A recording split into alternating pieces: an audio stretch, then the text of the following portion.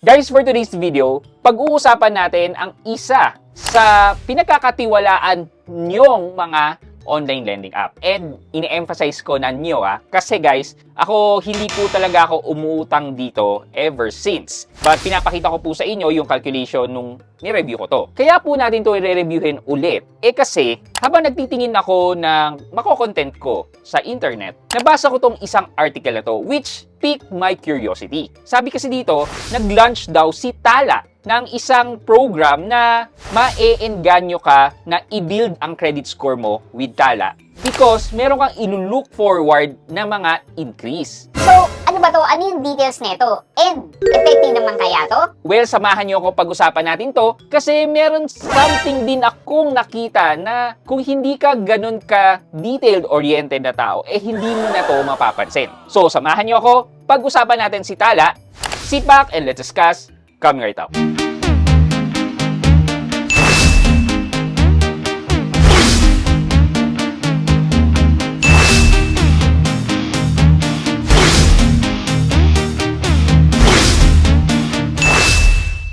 Hi guys, this is Pat and you're in Pat Quintos Review TV. So if you're new here in my channel, I do reviews about personal finance na meron na akong experience or meron na akong knowledge na ginawa ko na yan ng videos and playlist na makikita nyo dito sa taas. At kung bago ka dito sa channel ko, you may want to consider subscribing to my channel. Okay, so simulan muna natin. Basahin natin tong news na pinublish ni fintechnews.com. So regarding to, dito sa sabi ko nga bagong feature ni Tala. Okay, sabi dito, Tala expands its digital platform with a fresh lending tracker. Customer can now view guaranteed limit increases before their current payment cycle conclude. Ibig sabihin daw neto, makikita na natin yung possible na magiging increase natin bago pa lang matapos yung pagbabayad natin sa current na niloan natin with Tala. So, sige. Tala recently launched a transparent digital lending and credit growth tracker called Grow with Tala directly within its mobile application. This interactive tool aims to eliminate financial anxiety and encourages responsible borrowing habits among local consumers. Totoo naman talaga, 'di ba? Something na ilulook forward mo talaga na papagandahin mo talaga ang credit score mo or yung pagbabayad mo if nakikita mo na magkakaroon ng changes or meron kang ine-aim na goal na tipong gusto mo mag-increase ang inyong credit line. Mas okay to na meron kang goal na nilook forward kaysa naman nagbabayad ka lang. User can now access the tracker through a dedicated Growth Tree icon located on the main screen of the application. The dedicated section monitors account age alongside limit summaries and upcoming analysis dates. Customer can view their guaranteed limit increases before their current payment cycle even concluded. Borrowers simply need to repay their active balances on time to receive the new credit limits. This feature also consolidates existing platform perks like referral rewards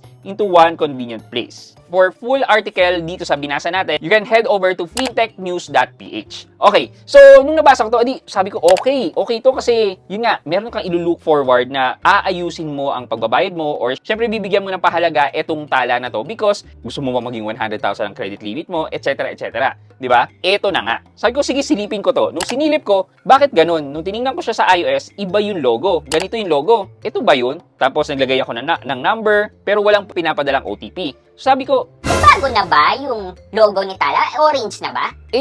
it turns out na parang hindi ito ang legit na app ni Tala. Ginawa ko is, nag-search ko yung Tala sa Google para makita ko yung official website ni Tala.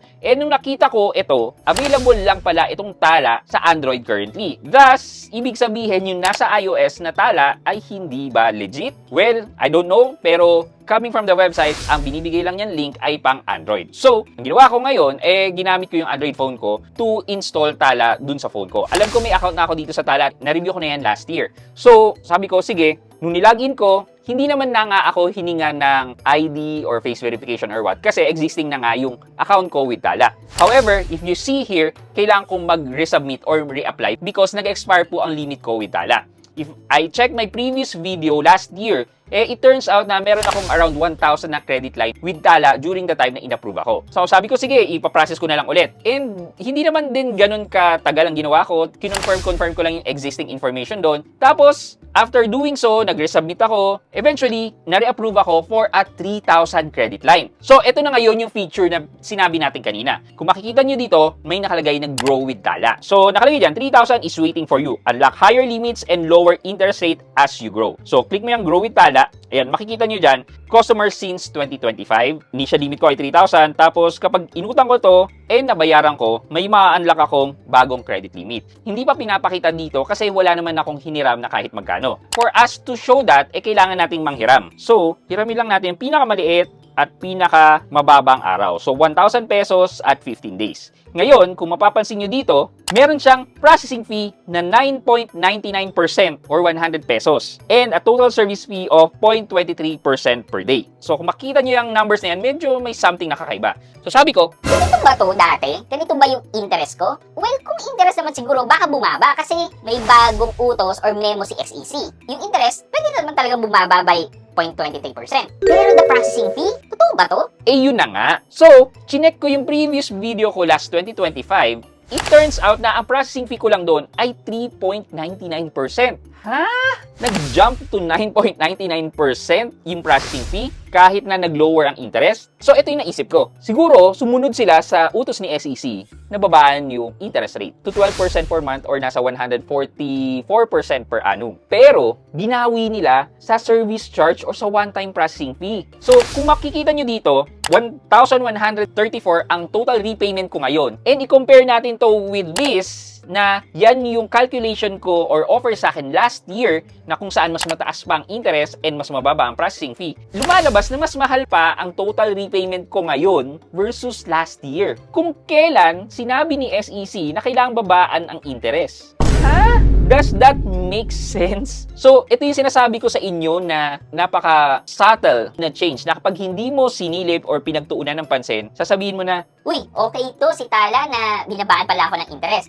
where in fact, binaba ang interest pero binawi sa one-time processing fee. I don't know guys if this is only sa case ko or possible ganito rin sa inyo. You may check your Tala app and you may want to confirm kung meron kayong previous record ng inyong loan with Tala. Sa tingin ko, itutuloy ko ba to?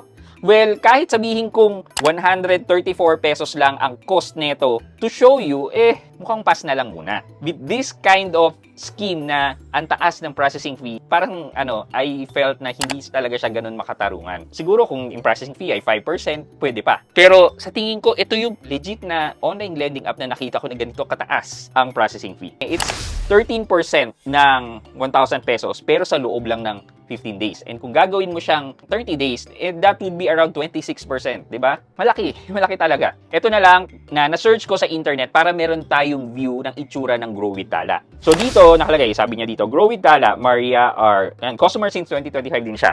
Last credit limit review ay last April 6, 2026. And the result ng review was an increase on a credit line of 1,500. Tapos, next review will review your limit on your next application. Growth tip, keep your payment streak going to improve your chances of getting a higher limit. So, ito naman, nakalagay dito. Previously, 7,500. Tapos, kapag nabayaran niya na yung nilo niya, tataas ng 8,500. So, yeah. Kahit papaano, makikita mo naman pala dito yung progress. Okay, yeah. So, basically, it's good na they are trying to follow yung interest na sinet ni SEC. However, guys, since ang sinet po ni SEC ay effective interest rate, meaning kasama yung one-time processing fee sa calculation ng interest, I don't think na pasok po itong ginawa ni Tala. Because if you calculate that, nasa around 26% po yung interest na binigay sa akin per month, where in fact, dapat nasa around 12% lang po yan. So, I don't know bakit hindi nila sinama ang one-time processing fee. Maybe because baka pwedeng lumusot or what. Pero kilalang company to si Tala Pero bakit? Unlike one hand, napaka straight to the point ng interest na charge nila and madali nating makalculate. Wala nang one-time processing fee or so on and so forth. Talagang kung ano yung na-calculate nating cost of loan, din kinuha natin yung percentage, yun ang lumalabas na pasok talaga siya sa sinet ni SEC. I don't know guys, maybe you can share your experience about the change na nangyari kay Tala. Diyan na lang sa comment section sa baba. For our question of the day, dumarating ba sa point na kapag nangungutang kayo or nagre-reloan kayo, nako-compare nyo ba yung interest ng previous na nakuha nyo sa current na in-offer nyo? Napag-aaralan nyo ba yan? Let me know sa comment section sa baba for our monthly giveaway. Ang problema kasi dyan guys, kung hindi nyo makita yan, possible na matulad kayo sa akin na mas tumaas pa pala ang total na babayaran ko versus sa dating in-offer sa akin. So comment nyo na lang sa comment section sa baba. Before we end this video, mag-shoutout po muna tayo at shoutout kay Christopher Abuan at Christopher Abuan 8486. Ang sabi po niya, shoutout sir. And also, shoutout na rin po kay Delia Alva Vlog at Delia Vlog 6751. Sabi rin po niya, shoutout, done watching. Thank you so much po for watching and supporting my videos. Maraming salamat po. I hope you like this video, leave a thumbs up, and if not, wala nang problema dyan, but continue to support me by subscribing to my channel by clicking the subscribe button and also the bell button sa subscribe para makareceive kayo ng latest notification sa lahat ng upload ko. Again guys, this is Pat Quinto and you're in Pat Quinto's Review TV. Bye-bye!